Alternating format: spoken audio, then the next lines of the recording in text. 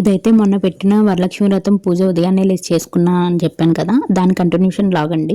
First అయితే తులసమ్మ దగ్గర ఇంట్లో పూజా మందిరంలో దీపారాధన అయితే చేసేసుకున్నాను.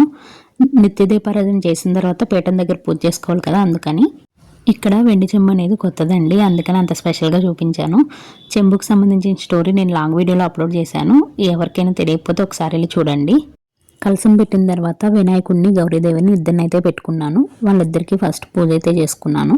దీపారాధన చేసిన తర్వాత వినాయకుడిని పూజించుకున్నాను. నేను చేసే పూజలో ఎటువంటి విఘ్నాలు రాకుండా చూడమని వినాయకుడికి దండం పెట్టుకుని పూజ అయితే చేసుకున్నాను. ఫస్ట్ టైం బుక్లో ఏదైతే ప్రాసెస్ ఉందో ఆ ప్రాసెస్ అంతా ఫాలో అయ్యి పూజ అయితే చేసుకున్నాను. ఆచమనం, ధూపం, దీపం, నైవేద్యం అన్నీ ఫాలో అయ్యాను. నైవేద్యం పెట్టిన తర్వాత ధూపం కూడా చూపించేశాను. ధూపం చూపించిన తర్వాత కొబ్బరికాయ కొట్టేసి నైవేద్యం అయితే చూపించాను అమ్మవారికి. ఇక్కడ నైవేద్యాలు అయితే నేనైతే వండలేదండి, అన్నీ మా వారు షాప్ దగ్గర నుంచి చేసి తీసుకొచ్చారు. ఇదంతా అయిపోయిన తర్వాత చిన్నగా హారతి ఇచ్చేసి తోర పూజ అయితే చేసుకున్నాను. తోర పూజ అయిపోయిన తర్వాత మా వారితో తోరణం కట్టించేసుకుని అమ్మవారి వ్రత కథ ఉంటుంది కదా, అది చదువుకుని తర్వాత మంగళహారతి అయితే ఇచ్చేసాను. పూజ నాకు వచ్చినట్టు నేను చేశానండి. ఏమైనా మిస్టేక్స్ ఉంటే కామెంట్లో చెప్పండి, నెక్స్ట్ ఇయర్ జరగకుండా చూసుకుంటాను ఈ మిస్టేక్స్.